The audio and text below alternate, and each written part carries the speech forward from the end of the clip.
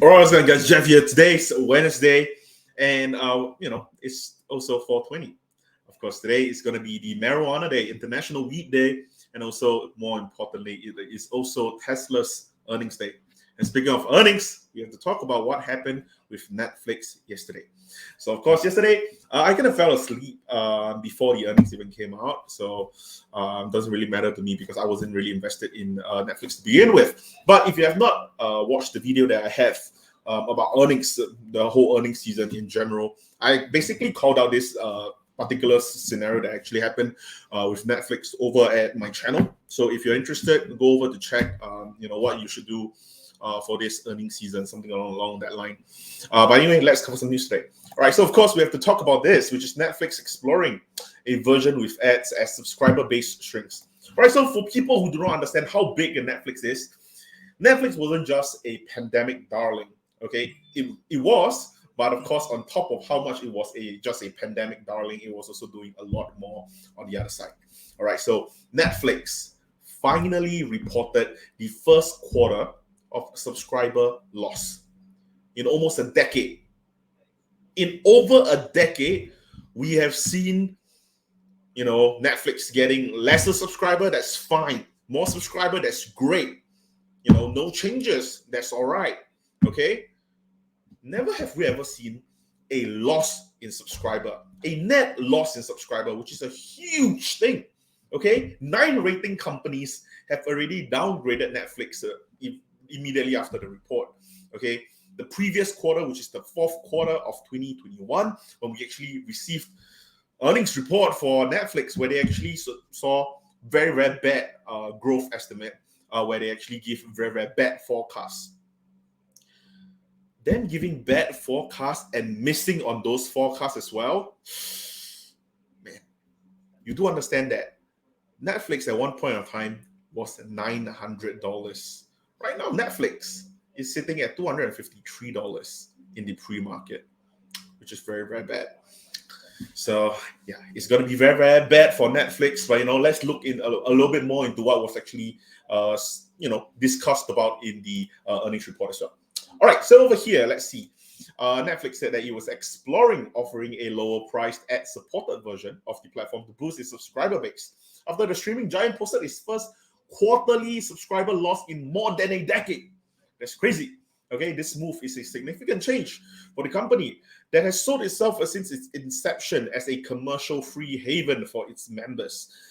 Netflix is grappling with a slowing revenue growth caused by stiffer competition from rival services and rampant account sharing among its customers.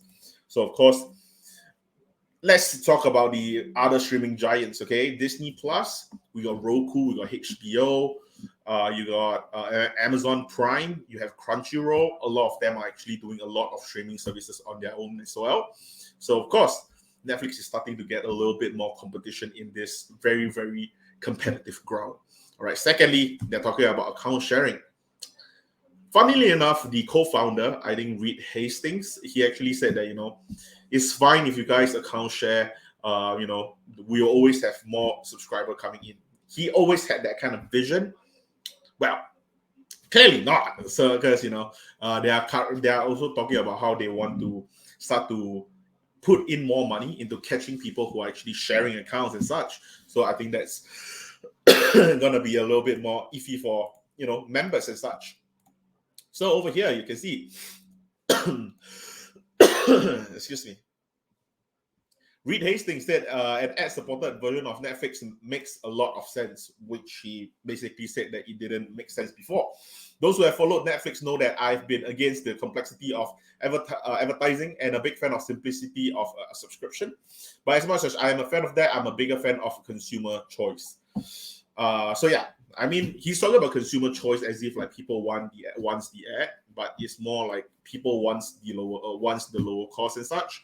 I do think that this is a bad move by Netflix because the more they actually try to dilute the current loyal fan base, the worse it's going to be. Because think about it this way: if the loyal fan base have this form of a gatekeeping mechanism where hey man, you cannot watch a Netflix series if you don't have an account, and if that's the case, and that has always been the case, suddenly you can kind of just have a cheaper account, just that you have advertisement going on and such. And I'm pretty sure that there will always be ad blocks, ways to skip the ad, ways to completely get rid of the ads in the future. I'm sure that Netflix is also then afterwards going to try to solve that problem as well. But after that, then you also have to take into consideration that then they're also talking about something even worse, which is getting into advertisement. Okay, I don't know how well Netflix advertisement are going to go. I'm not sure if it's going to be like the movies and such. It's going to be very, very weird. So yeah, that's going to be something that we actually have to look into as well. Just to let you see the graph of it, this is excuse me. This is every single quarter for Netflix net new subscriber. Okay, net new subscriber. It is the first time the graph actually went below zero. So this is actually very, very concerning. And they are also expecting to lose even more the next quarter, which is why it's even more concerning for people to actually even stay in Netflix, to say the least. Okay, I don't think that people are going to be eagerly buying the dip on Netflix either.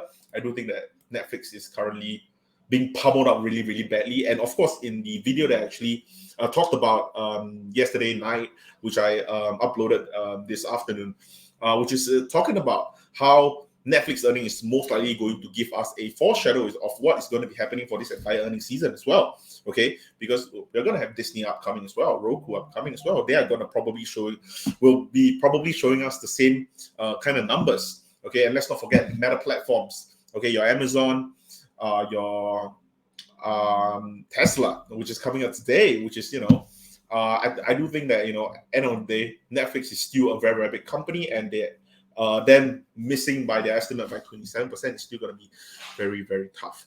Okay, be it you want to put into consideration for inflationary pressure, you want to put into worries for because people are getting out of the pandemic and such. Nevertheless, I do think that it is pretty bad for Netflix. And of course, there is also one last point for Netflix before we actually move on to the next one, which is which is they are talking about how they are thinking about paying for less.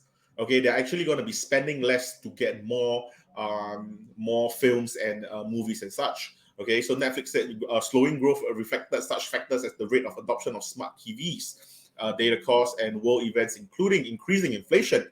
Okay, they're talking about increasing inflation. Of course, we can see why they want to bring inflation into the thing. It's kind of like a buzzword for every earnings report for this season as well. So over here, let's see if they actually talk about here, because I'm pretty sure on Bloomberg they actually explained about it. All right, Netflix said it plans to write itself.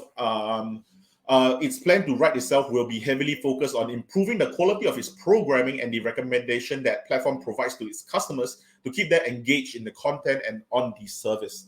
Netflix already spends more than any other entertainment provider with a programming budget that is expected to surpass $20 billion this year. Let's see. I want to see how much are they going to be spending, which is going to be more. Okay, well, they did not say on this article, but on Bloomberg, basically, they are saying that they are also possibly going to be spending lesser money to get more films and movies, which I think that is even worse, because that's basically one of the reasons why a lot of people are actually leaving the platform. So I do think that that is something that Netflix will kind of have to balance out on their own before they actually really get into this. So I do hope that they can kind of find the nice ground around it. So yeah. All right. Anyway. There isn't an article for this, but I just want to talk a little bit more about Tesla. Tesla is going to be going through their earnings today, and I want to talk about some of my expectation for Tesla's earnings. First of all, I do think that Tesla is going to miss on earnings, clearly, because of course everyone is going to be talking about the supply chain issues. Of course, Tesla is most likely going to be talking about the battery shortages that Rivian has also been talking about, Ford has been talking about, NIO has been talking about. So I do think that battery shortages is definitely a big problem. Thirdly, Giga Shanghai. Giga Shanghai actually went through a few lockdowns. And I do think that ultimately, Tesla definitely need to engage with the bunch and actually explain to us, how much of a delay are we actually talking about for a lot of the deliverables that's happening in Giga Shanghai. Fourthly, we have to talk about the Cybertruck, because let's be honest, for the Cybertruck, firstly, when the Cybertruck was actually first announced by Elon Musk, everyone was very, very happy about it because that was the first of its kind, an electrical truck. However, much time has passed and the Cybertruck continued having its own delays. And of course, last week, I think in the Cyber Tesla rodeo, Elon Musk did announce that the Cybertruck is going to be coming in 2023. Okay, of course, I'll bet 2023 is still going to be another year. Because you have to take into consideration that R1T by Rivian is also out in the market very, very soon. F-150 by Ford is also going to be out in the market. Well, it is out in the market. The F-150 Lightning is also out in the market as well. So, Tesla's not going to be the first. But of course, we never thought that Tesla should always be the first. We always think that Tesla should be the best. So, of course, I don't think that would be that big of an issue. But I just want to say that there is a very, very good chance that Tesla actually missed on earnings today. But of course, we'll actually see how it goes. I'm not sure if I'm going to stay up for it because I still have work tomorrow. I'm not sure if I want to lose sleep over it. I might. I'm not very sure. But yeah, if you see a video at, 6 a.m., then I probably made a video. If not, I probably didn't. And I'll just explain it tomorrow in the news. All right, anyway, let's move on to what Elon Musk actually said on Twitter, which is Elon Musk actually dropping a little bit like a hint of it. He actually tweeted ___ is the night. And of course, people are actually expecting the possible blanks for it would be Tender, which is a book title by Scott Fitzgerald, or it could be tonight because there's 7_ for the blank space. So it could be Tender is the night, which is tender sale for all the Twitter shares, or it could be tonight is the night that I sell all my shares. Whatever it is, okay, there is a very, very good possibility that these are the thoughts that we are all having for Elon Musk. So I do think that Twitter might be very, very interesting for us to really look at today as well. Yesterday, I also talked about how I was actually trading in and out of Twitter a lot yesterday. And I explained it on my story, which again, if you're not following me on Instagram, right here at Untitled, I do post on my story every single day. But anyway, over there, I basically said that, there was a sharp flash sale in Twitter. And I said that it's most likely going to be Elon. And of course, afterwards, I realized that it wasn't. It was actually Cathie Woods, because ARK actually came out and just said that, upon after hours striking, Cathie Wood actually came out and said that, they actually sold a lot of their Twitter shares. So chances are those are the Twitter shares of Flash Crash. So yeah, those are the ones that I actually bought in to close my short yesterday. So it's pretty interesting. But yeah, of course, nevertheless, I do think that Twitter is definitely going to be a very important play for us to really look at today. I will most likely be trading a little bit today. So if I am trading a little bit, I'm definitely looking at Twitter shorts. So just a little bit of a hint. All right. So anyway, I don't want to talk more about the whole Twitter situation because I already have 3 videos on it. Okay, just look it up on my channel if you're really that interested in it. All right, next up, which is the last one actually. The Kremlin insider alarmed over growing toll of Putin's war in Ukraine. Of course, I think that the whole Ukraine war has been happening for 8 weeks now, I think. Yeah, okay, almost 8 weeks after Vladimir Putin sent troops into Ukraine, with military losses mounting and Russia facing unprecedented international isolation. A small but growing number of senior Kremlin insiders are quietly questioning his decision to go to war. Okay, for people who don't know, basically Kremlins are the high and powerful people in Russia, and yeah, they are finally thinking that hey Putin, I think you made a miscalculation somewhere along the line. But yeah, I think that this might be the start of an internal power struggle in terms of war.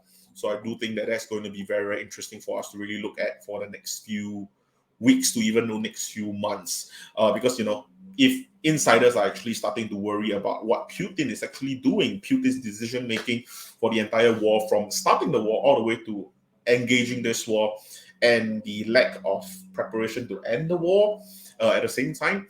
So yeah, I do think that the Kremlins, of course, have enough. They are the one that's getting the full brunt of it, actually, because when any of the other countries or the other nations that are throwing out sanctions, the Kremlins are the first one they look at. Okay, they're not even looking at the Putin first; they are looking at the Kremlins first, because the Kremlins are the one that have enough power. They should go up to Putin and say, "Come on, Putin, what are we doing here?" And so I do think that hopefully this internal power struggle would actually lead up to a possible end of this war. I really am very, very sorry to really see people's life being lost in Ukraine.